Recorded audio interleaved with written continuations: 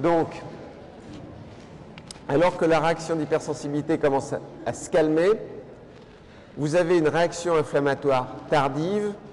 Ce n'est pas la phase tardive de l'asthme, hein.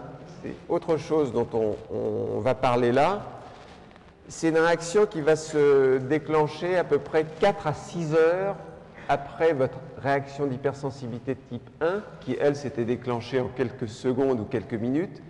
4 à 6 heures après, vous allez avoir une autre type de réaction, donc tardive, qui peut durer jusqu'à 1 ou 2 jours. Et en fait, cette réaction tardive, elle est caractérisée par l'infiltration de neutrophiles, d'éosinophiles, de macrophages, de lymphocytes et de basophiles. Donc ici, sous l'action en fait toujours de médiateurs, cette fois-ci, c'est des médiateurs libérés par les mastocytes. Vous avez par exemple la sortie des vaisseaux sanguins de macrophages, monocytes, macrophages, neutrophiles et éosinophiles. Je vous rappelle que les monocytes, ils se transforment en macrophages une fois qu'ils sont sortis de la circulation, hein, pas avant. Bien, cette phase tardive, ce qui est important dans les cellules, c'est notamment les éosinophiles, parce que c'est 30% des cellules qui vont s'accumuler au site de la réaction allergique. Pour qu'il y ait beaucoup d'éosinophiles, 30%, il faut qu'ils aient été attirés en fait, et ça tombe bien parce que les mastocytes contiennent des facteurs qui attirent les éosinophiles. Donc ici, mastocyte, ça va attirer les éosinophiles. Les mastocytes également, ça produit des cytokines telles que IL-3, IL-5. Ça concourt à la différenciation et à l'activation des éosinophiles.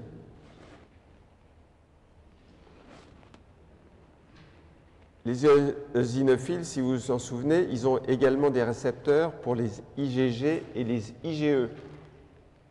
Vous les voyez, les récepteurs pour les IgG et les IgE, et ça va permettre d'activer les éosinophiles. Et tout ça, c'est important dans la réaction inflammatoire tardive. Libération de médiateurs, IL-3, IL-5, éosinophiles, IgG, IgE, activation des éosinophiles.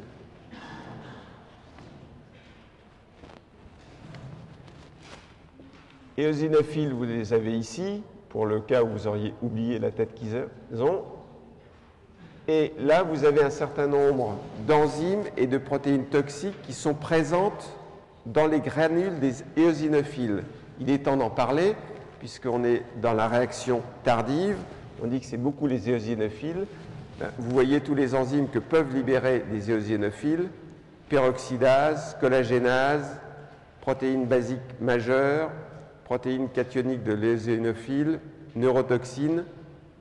Alors tout ça, théoriquement, au départ, c'est fait pour être toxique pour les parasites. Mais là, en l'occurrence, c'est vous qui allez souffrir de l'action des éosinophiles. Alors, s'il y a 30% des éosinophiles, ils ne sont tout de même pas seuls. Notamment, il y a 30% des cellules inflammatoires aussi qui sont les neutrophiles.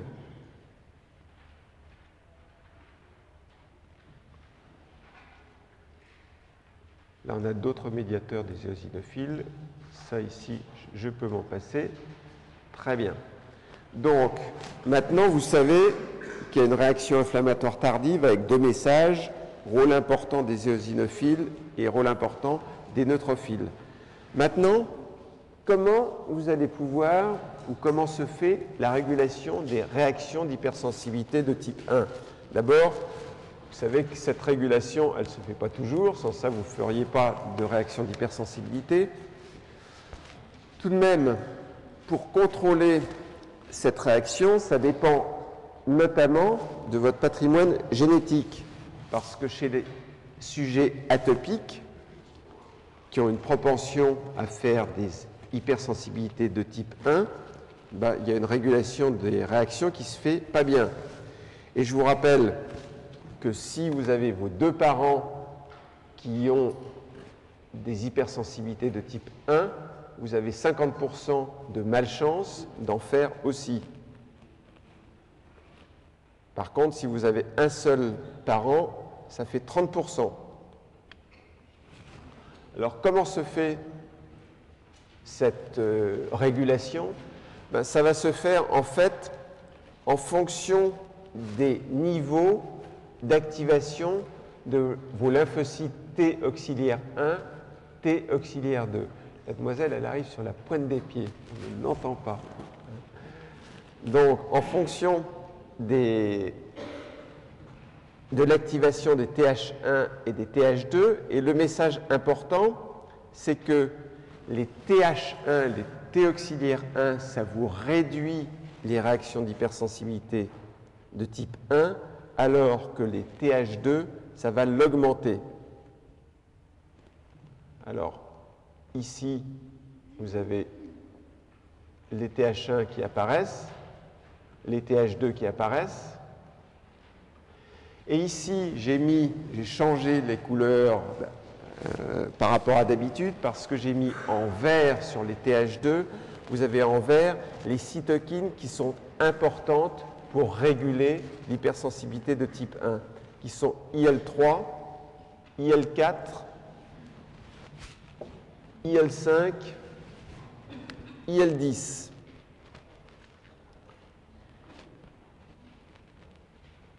Alors, IL-3, IL-4, IL-10, ça augmente en fait la production de mastocytes. Ça, c'est IL-3, IL-4, IL-10.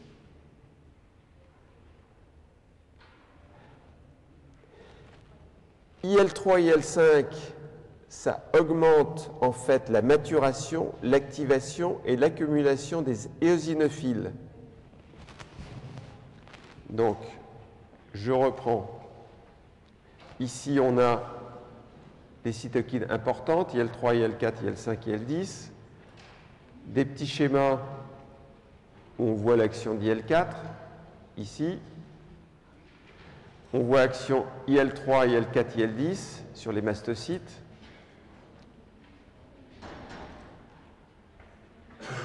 Bien. Ici, IL-3, IL-5 sur les éosinophiles. Donc, j'ai illustré tout ce que je viens de vous dire. Et le message qui est important, IL-4, IL-3, IL-4, IL-10, IL-3, IL-5. Bien. Alors, les TH1, eux, ils ont tendance à diminuer les réactions d'hypersensibilité de type 1, notamment en produisant l'interféron gamma. Ça inhibe les réactions de type 1.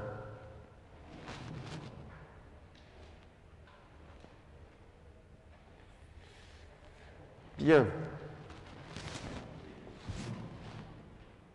Ça, c'est sur la régulation. Maintenant, comment vous allez explorer ça? Alors, ça c'est assez amusant. Première chose, premier test que certains d'entre vous ont peut-être fait, vous pouvez faire des tests en faisant soit une mauvaise technique qui est de faire de scratching, c'est-à-dire de gratter la peau et de mettre un certain nombre d'allergènes supposés pour tester si vous faites, ce sont des tests cutanés, in vivo, par scratching ou mieux par intradermoréaction pour voir si vous êtes sensible à tel ou tel allergène. Alors ces tests cutanés, donc soit par grattage, soit par intradermoréaction, ça a l'avantage, de ne pas être cher, 2, et vous allez comprendre pourquoi je vous dis ça, comme les réactions d'hypersensibilité sont des réactions extrêmement complexes, là, vous induisez, par ces tests cutanés qui sont des tests simples, peu coûteux, vous induisez la cascade des réactions complexes. Donc vous allez explorer l'ensemble de la réaction d'hypersensibilité de type 1. Cela dit, il y a des inconvénients. C'est que, notamment, vous pouvez induire, vous allez tester 10 allergènes différents.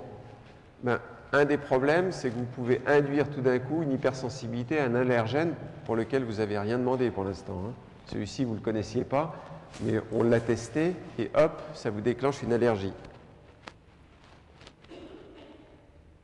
Donc vous pouvez sensibiliser avec ces tests le sujet à de nouveaux allergènes, ce qui n'est pas exactement la réaction attendue.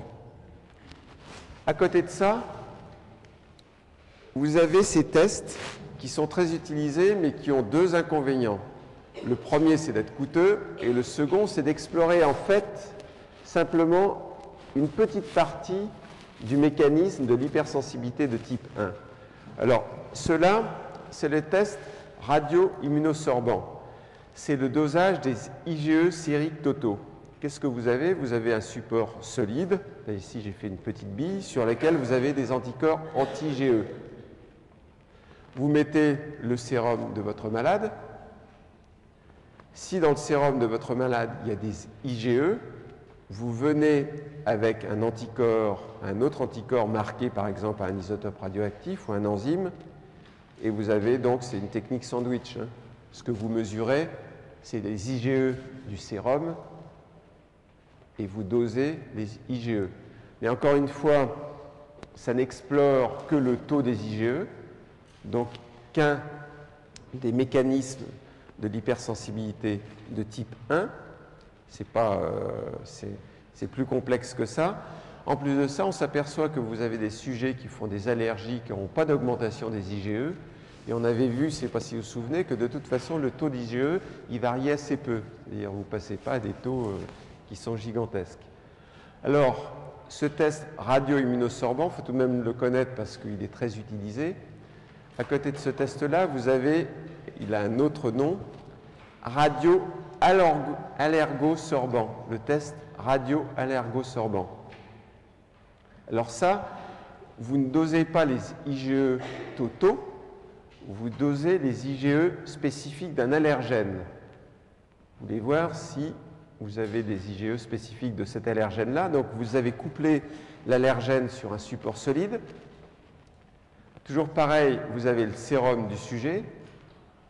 Dans le sérum du sujet, il y a plein d'IgE, mais il y en a peut-être, hop, ici au milieu de tous vos IgE, vous en avez qui étaient spécifiques de l'allergène. Donc vous avez éliminé par lavage les IgE non spécifiques. Il vous reste les IgE spécifiques de votre allergène que vous allez repérer, comme tout à l'heure, avec un anticorps anti-IgE marqué par un isotope radioactif. Donc deux tests très utilisés. Bien, vous avez tout compris du mécanisme, quasiment tout.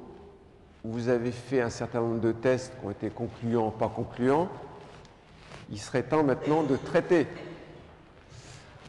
Alors, il y a un premier traitement qui n'est pas forcément toujours facile à faire, c'est tout simplement d'éliminer les allergènes ou d'essayer de les éviter. D'où ces fameuses cartes que vous avez qui vous indiquent, notamment aux États-Unis, où se trouvent les zones où il y a à telle époque de l'année tel allergène. Donc il y a des cartes pour savoir les endroits où il ne va pas falloir que vous voyagez. Cela dit, c'est un petit peu plus difficile. Lorsque vous êtes allergique à la poussière, par exemple, vous avez beau passer l'aspirateur 43 fois par jour, tout de même, ça ne va pas forcément résoudre votre problème. Cela dit, vous avez peut-être une solution si vous êtes allergique aux chats. Je vous donne une première solution qui est triste, je vous en donnerai une seconde tout à l'heure. La première solution, c'est tout de même de vous intéresser plus aux chiens qu'aux chats. Mais c'est difficile, mais il n'y a peut-être pas d'autre solution. Donc, première solution, vous éliminez l'allergène. Seconde solution, on essaye de faire une hyposensibilisation. C'est-à-dire, on vous fait une immunothérapie où, avec des toutes petites doses d'allergènes de façon répétée et croissante, on va essayer en fait d'induire plus ou moins une tolérance à l'allergène, ou ce que l'on considère aussi, c'est que vous allez induire la production plutôt d'IgG dirigée contre l'allergène plutôt que d'IgE. Il va y avoir une compétition entre les IgE et les IgG pour la fixation de l'allergène. Mais ça peut marcher, c'est en tout cas très utilisé. Ça marche pas, mais des immunothérapies pour faire en tout cas une hyposensibilisation, soit l'induction de tolérance, soit l'induction d'une production d'IgG qui vont venir rentrer en compétition avec les IgE. Alors, un autre traitement, alors là il y a une petite subtilité. Xolair. En fait, le Xolair, qu'est-ce que c'est? C'est un anticorps humanisé qui se lie aux IgE.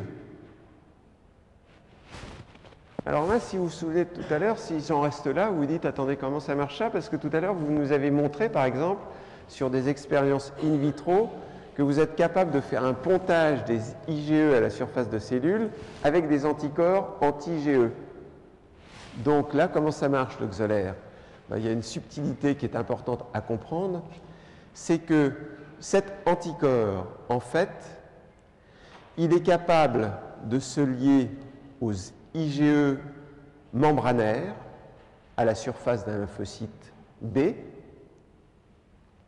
Il est en vert, hein, omalizumab, il est en vert ici.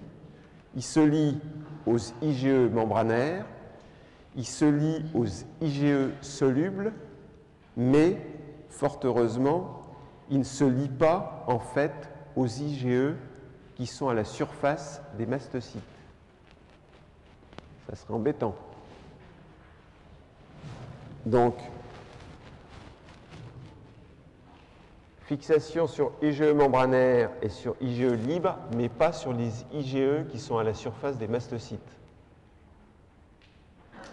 Pas de fixation là. Bien. Alors, là, vous avez déjà trois moyens. Autre traitement, c'est le traitement par les antihistaminiques.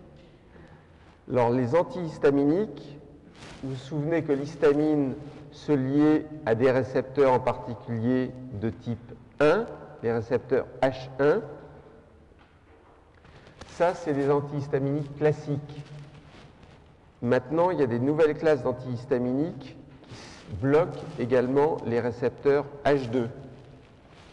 Alors là, vous avez des antihistaminiques de première génération, des antihistaminiques de seconde génération qui lient aussi les récepteurs H1. Ça, c'est le Zyrtec, c'est un antihistaminique de seconde génération. Il y en a d'autres maintenant qui inhibent les récepteurs H2, pas uniquement les H1. C'est pas que je fasse publicité pour Zyrtec, mais vous savez que les antihistaminiques de première génération, ils ont un petit inconvénient, c'est qu'ils ont tendance un petit peu à endormir. Alors que ceux de seconde génération, tout de même, vous induisent un petit peu moins une somnolence. Alors, antihistaminique. Maintenant, vous avez un médicament qui est le chromoglycate disodique. Le chromoglycate disodique, où va-t-il agir? En fait, il agit là. Il empêche en fait l'entrée du calcium à l'intérieur des cellules. Disodium chromoglycate. Donc voilà l'entrée du calcium dans les canaux calciques. Autre médicament, la théophiline. La théophiline, ça agit par inhalation et la théophiline, en fait, ça empêche la descente de l'AMP cyclique, un petit peu comme faisait l'atropine. Théophiline, vous savez qu'il fallait qu'il y ait une montée et une descente de l'AMP cyclique, ici. Ben, la théophiline, ça vous bloque la descente. Donc il ne reste plus que la montée.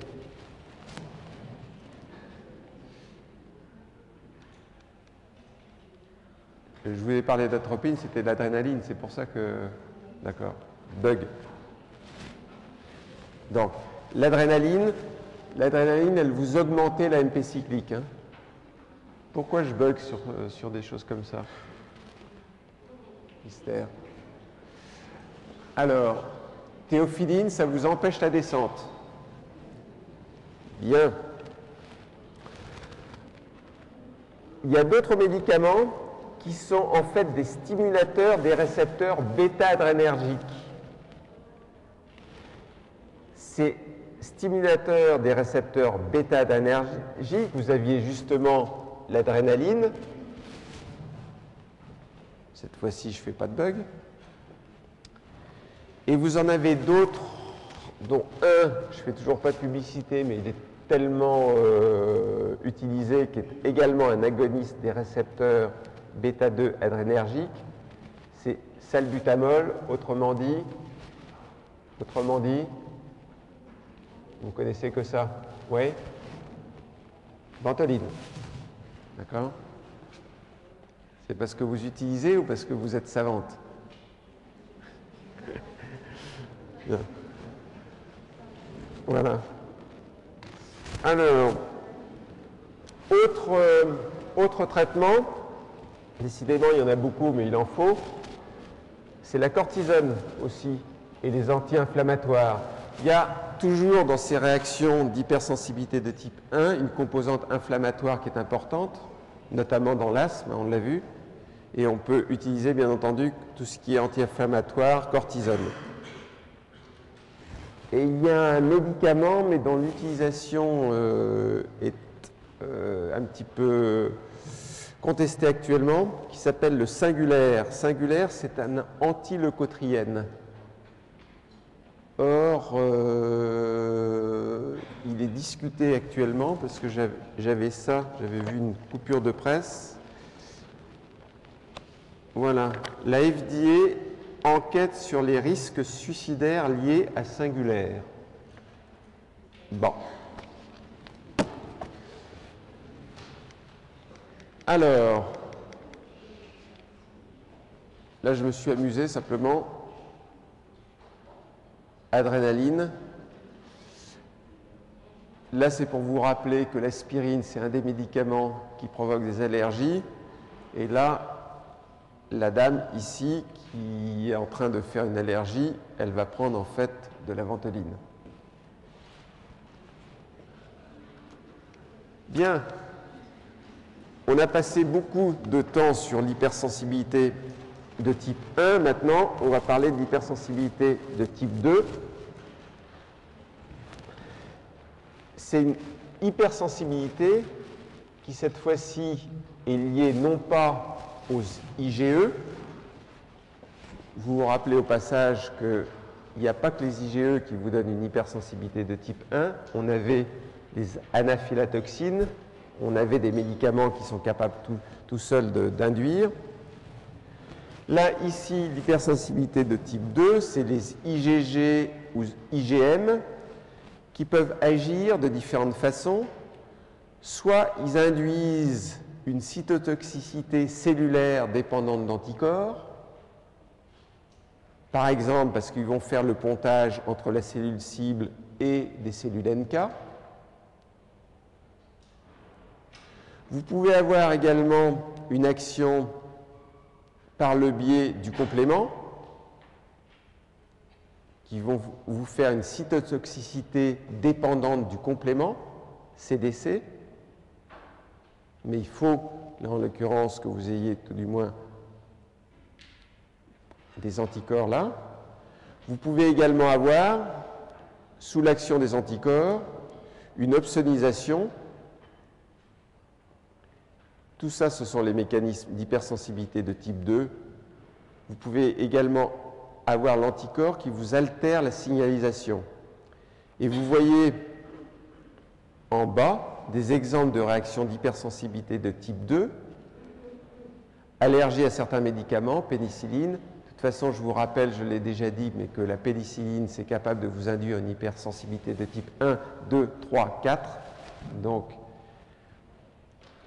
et là, l'urticaire chronique, c'est dû à l'action d'anticorps anti-Fc epsilon R1. Bien.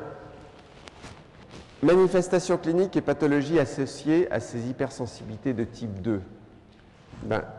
Il y en a une première qui est importante, ce sont les réactions transfusionnelles.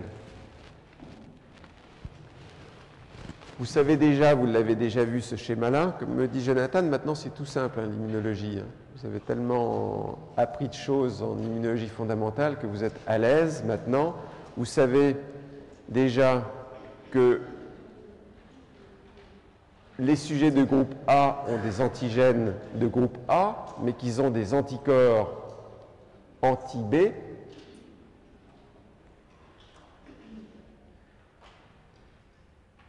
Anticorps dans le sérum anti-B, que ces anticorps anti-B sont induits en fait par un mimétisme moléculaire. Ils ont été produits en fait, ce sont des anticorps contre en fait des bactéries intestinales.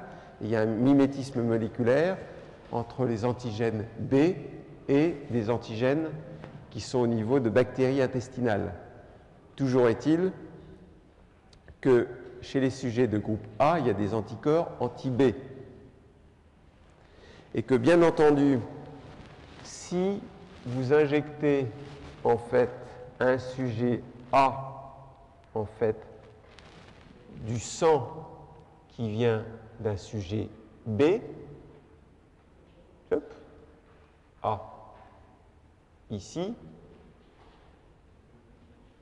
voilà, anticorps dans le sérum anti-B. Si j'injecte un sujet A du sang provenant d'un sujet B, étant donné que le sujet A a des anticorps anti-B, il va y avoir une réaction d'hypersensibilité de type 2.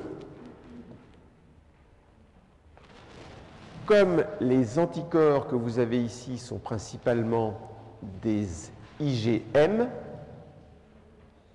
un des mécanismes que vous allez avoir, c'est en fait le mécanisme que vous avez ici d'activation du complément. Je vous rappelle, ici j'ai dessiné non pas une bactérie, mais vous voyez c'est rouge.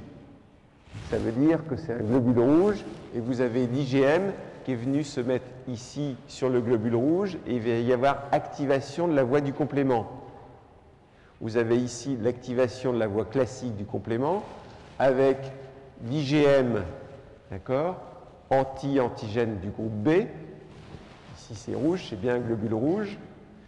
Ce qui fait que ça va vous faire finalement dans le globule rouge, sous l'action des IgM et du complément, ça va vous faire des pores dans le globule rouge et ça va vous faire donc cette fois-ci une hémolyse.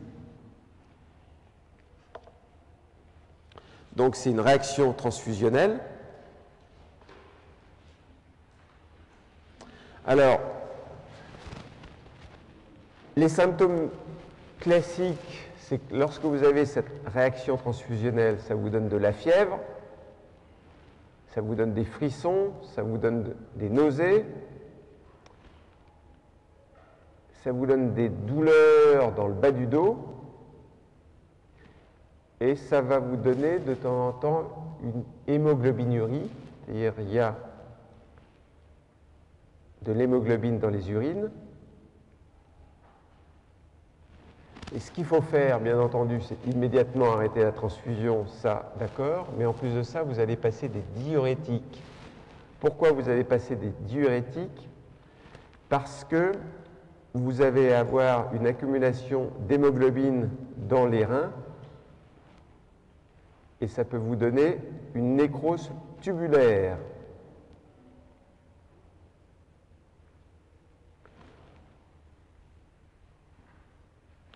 vous allez avoir des réactions hémolytiques qui peuvent être retardées chez des sujets qui apparemment sont ABO compatibles, mais lorsque des sujets sont ABO compatibles, il peut y avoir tout de même des réactions hémolytiques tardives dues à des groupes sanguins mineurs. C'est les groupes RH, KID, KEL, DUFI. Mais il y a une petite nuance, c'est que cette fois-ci, au lieu de faire des IgM, comme tout à l'heure, vous faites plutôt des IgG. Et les IgG, en fait, vous les voyez ici, hein. Si vous regardez sur le schéma, vous avez toujours en rouge votre globule rouge, mais ici, ce que j'ai dessiné, c'est en fait une IgG, ce n'est pas une IgM, mais tout de même, l'IgG peut vous provoquer une lyse en fait des globules rouges, mais c'est une lyse qui est plutôt incomplète. Les symptômes, c'est les mêmes que tout à l'heure, de toute façon.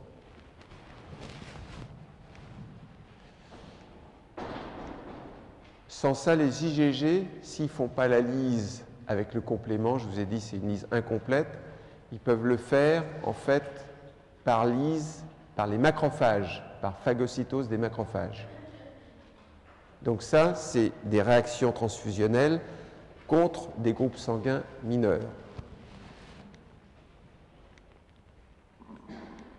Notre mécanisme ici. Ah, maladie hémolytique du nouveau-né. Ça, c'est intéressant. Je vois sourire, pourquoi? Pardon? Il y a des questions là? Ouais.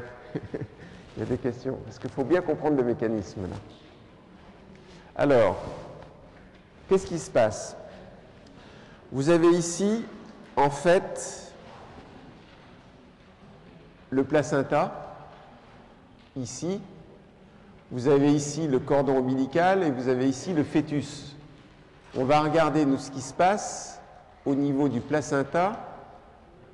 Et au niveau du placenta, c'est là où il y a, d'une part, le trophoblaste qui fait le filtre entre la circulation maternelle, qui sont ici dans les lacs sanguins, donc la maman, elle est par là. Le cordon, il est par là. Le fœtus, il est par là. Là, vous avez le sang fœtal, ici. Ici, vous avez le sang maternel. Et là, vous avez bien les cellules placentaires, les cellules trophoblastiques qui vous font le filtre entre les deux. Bien. Alors, qu'est-ce que c'est que cette réaction d'hypersensibilité de type 2 qui vous donne la maladie hémolytique du nouveau-né? Vous avez ici un fœtus RH+. Première grossesse. Vous avez des hématies avec l'antigène Rhésus, puisqu'on est RH+. Bien. Au moment de l'accouchement, qu'est-ce qui se passe? Il y a, grâce à Léonard de Vinci, hein, c'est le dessin de Léonard de Vinci, vous avez au moment de l'accouchement, si la mère est RH-, vous avez tout de même quelques globules rouges qui passent du bébé à la mère au moment de l'accouchement. Mais la mère va faire ici des IgM, et ces IgM, ça se fait au moment de l'accouchement, va vous permettre d'éliminer les quelques hématies qui sont venues du fœtus. Mais au passage, lors de cette première grossesse, il y a tout de même eu des cellules B mémoire qui ont gardé la mémoire qu'il y a eu la présentation de l'antigène RH+. Donc maintenant, on va passer à la deuxième grossesse. La deuxième grossesse, vous avez toujours la mère, elle est toujours RH-. Cette fois-ci, vous avez les B mémoires qui reconnaissent des petites hématies qui passent au cours de la grossesse, en fait, du fœtus à la mère. C'est des micro-traumatismes qui se passent au cours de la grossesse, parce que la mère, elle bouge, notamment.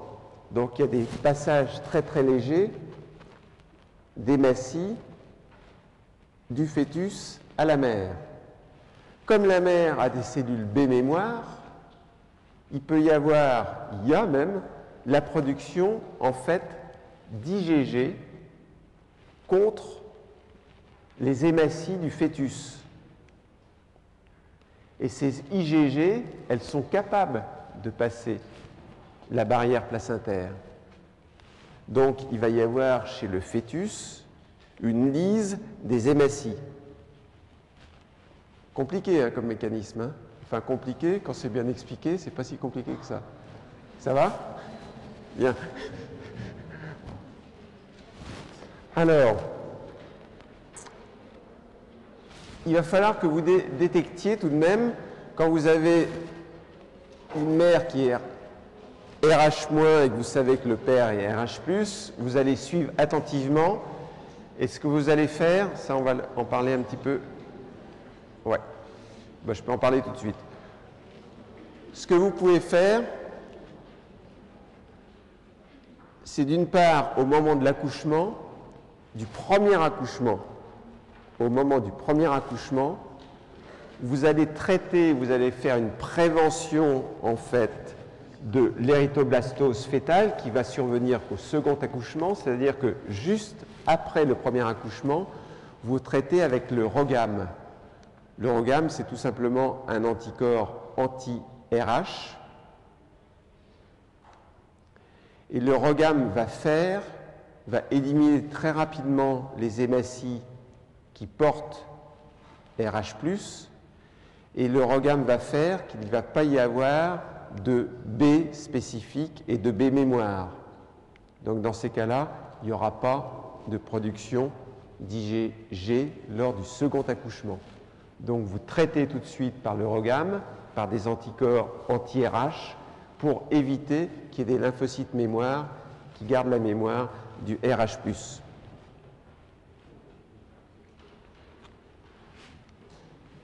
Alors, cela dit, lors du second accouchement, il va tout de même falloir vérifier sur le sang du cordon. Vous allez essayer d'avoir du sang fœtal et vous allez tester pour voir si, en fait, il y a des anticorps contre les hématies du fœtus. Donc ça, c'est le test de Combs direct. Donc vous prenez les hématies du fœtus, vous rajoutez en fait des anticorps anti-IgG et si sur les hématies du fœtus, il y a des anticorps dirigés contre ces hématies, il y a en fait une agglutination. Ça, c'est le test de Combs direct. Donc ça, vous allez le surveiller tout au long de la grossesse. Et lorsque, malheureusement, il y a effectivement des anticorps anti-RH chez le fœtus, il va falloir que vous traitiez. Alors, vous pouvez faire, en fait, ce qui n'est pas facile à faire, un échange, une transfusion au niveau du sang du fœtus. Donc des transfusions, et ces transfusions que vous allez faire pour changer en fait le sang du fœtus, il va falloir que vous fassiez ça tous les 10 à 21 jours jusqu'à l'accouchement.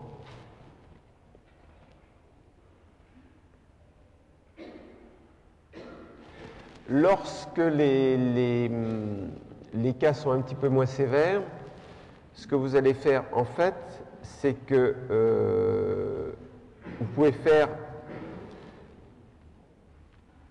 à la sortie du bébé, il va falloir faire très très attention, notamment à ce qu'il n'y ait pas à ce moment-là des hémorragies au niveau du fœtus. Qui dit hémorragie dit en fait hémoglobine.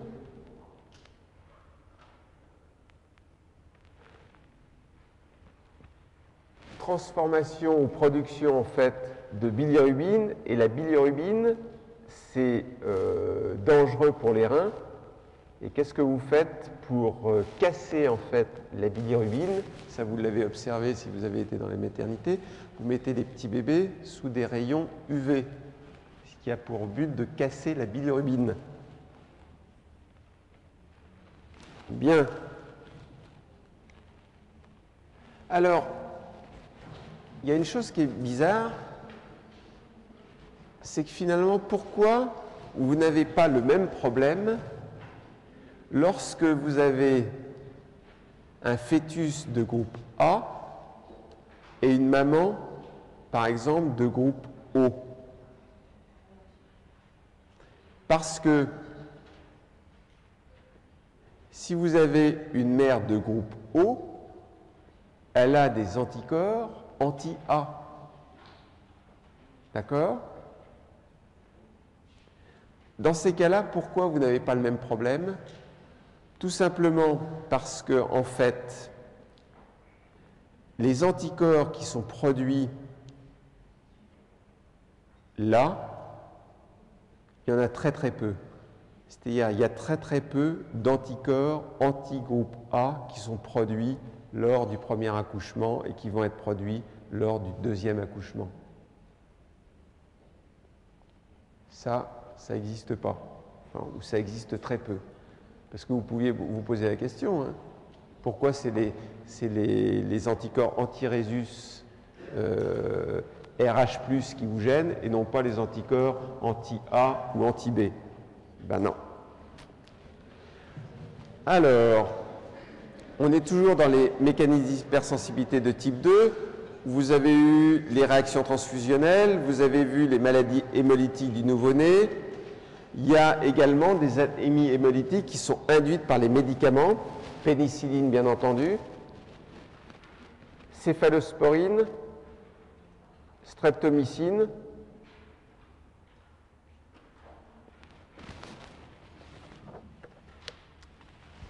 Bien. Sur la pénicilline, on sait qu'il y a des antigènes majeurs et il y a des antigènes mineurs. Sur les réactions cliniques, je vais vous en montrer une tout de même. Voilà une allergie à l'ampicilline. Bon, allergie cutanée. Bien, c'était intéressant l'hypersensibilité de type 2. Maintenant, on passe à l'hypersensibilité de type 3. Donc, type 1, c'était IgE, anaphylatoxine, médicaments. Type 2, c'était IgG, IgM.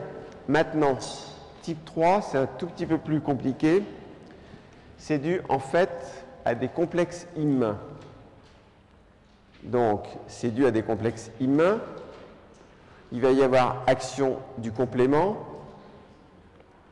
Il va y avoir action des éosinophiles ou des mastocytes. Et ici, action des neutrophiles. On va voir ça un tout petit peu plus en détail. Alors,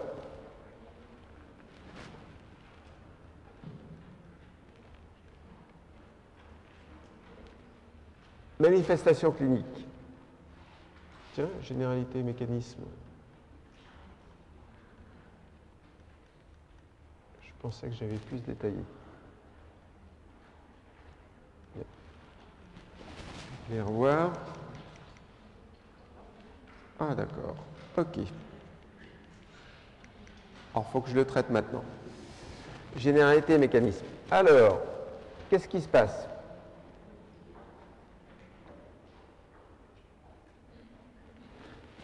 Ça se passe en fait lorsque les complexes immuns activent le complément. Donc, complexe immun, ça active le complément.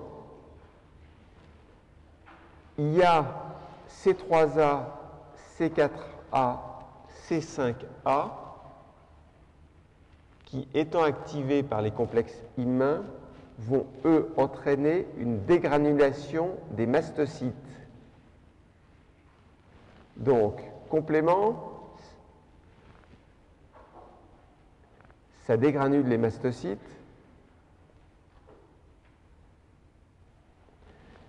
C3A, C5A et un autre facteur qui est C5B, ça va agir en attirant les neutrophiles. Donc, le message important ici, c'est l'activation des neutrophiles.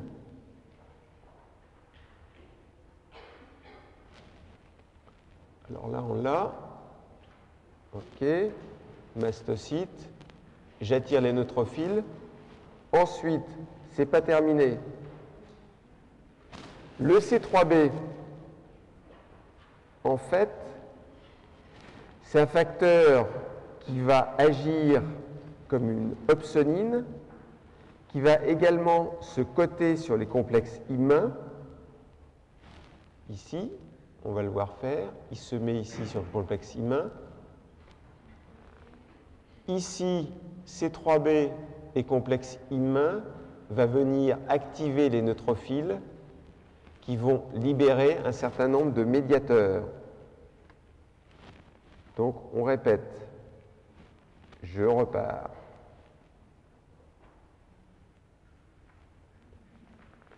Des complexes immuns, il y a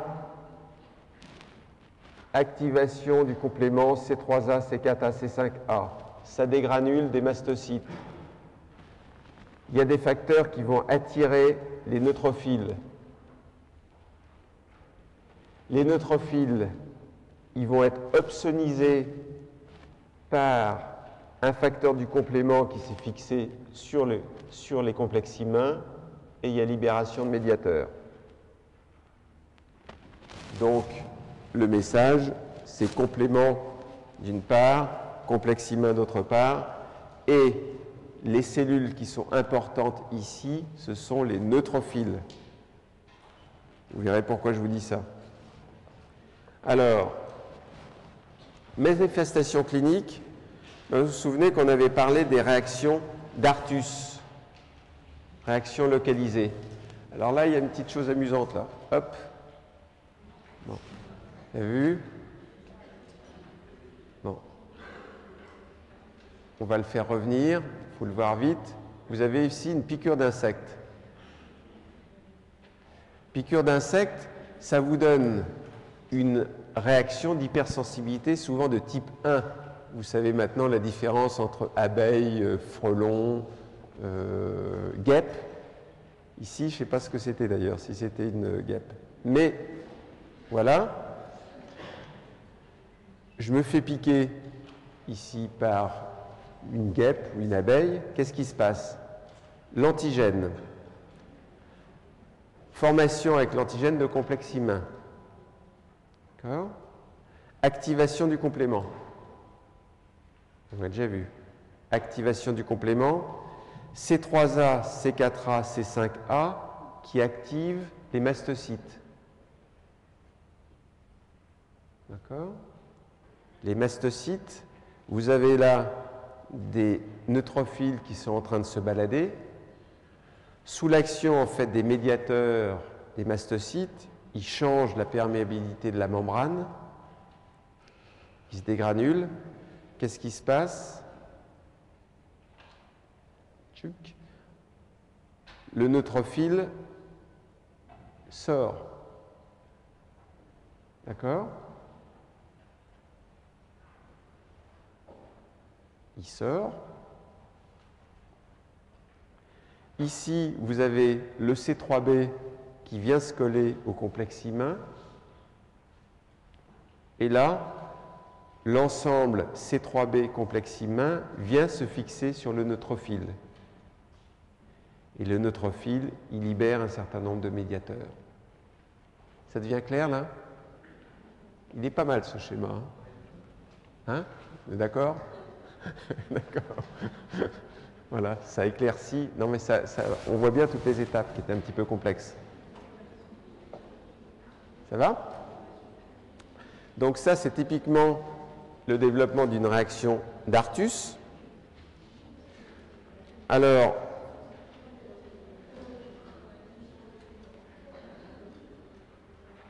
cette réaction d'Artus, ça donne des réactions localisées.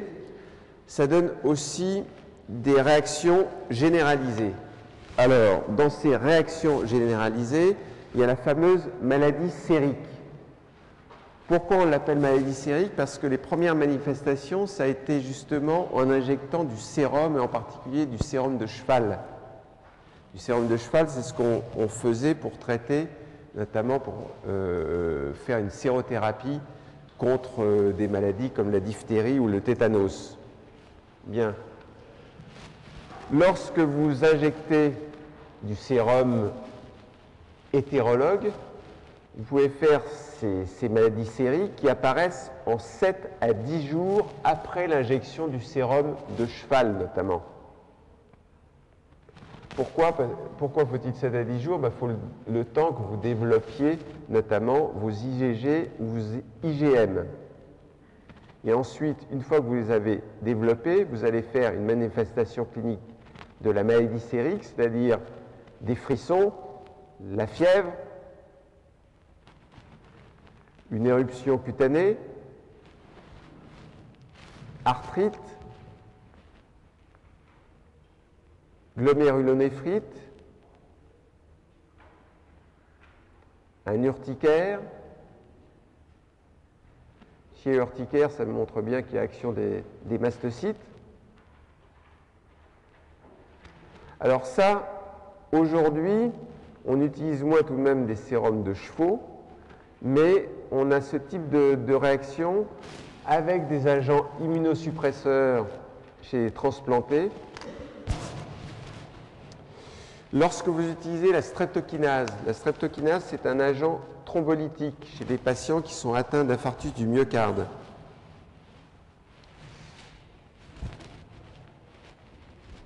Alors, ce type de réaction, vous l'avez également. Tiens, là, j'ai mis un Q, je vous signale.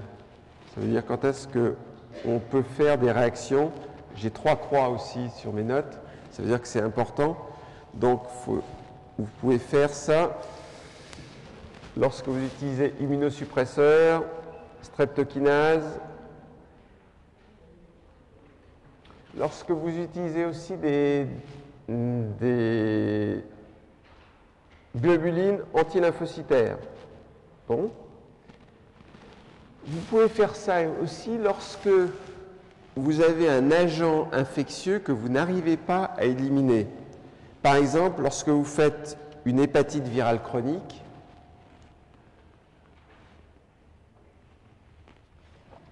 ou alors il y a un certain nombre de maladies qui sont quasiment des maladies professionnelles. Il y en a une qui s'appelle le poumon du fermier. Le poumon du fermier, ça veut dire que le fermier il est exposé à des poussières de foin ou à des spores de moisissure quand il fait la moisson. Et ça vous donne maladie du poumon du fermier. Ceux qui aiment bien les colombes, ils ont également une hypersensibilité de type 3, c'est les maladies des colombophiles. Parce que ça, tous les allergènes, c'est tous les allergènes qui sont dans les fécès des colombes. Donc ça, c'est assez courant, la maladie du poumon du fermier, la maladie des colombophiles. Lorsque vous avez aussi un certain nombre de maladies par auto-immunité, on verra, ou aussi lorsque vous avez paludisme, mononucléose, hépatite, on l'a dit, méningite, tout ça, ça peut vous donner des réactions d'hypersensibilité de type 3. Donc vous avez tout de même bien avancé aujourd'hui, vous avez fini 1, vous avez fait 2 et 3, il vous reste 4. Et ça sera dans une semaine.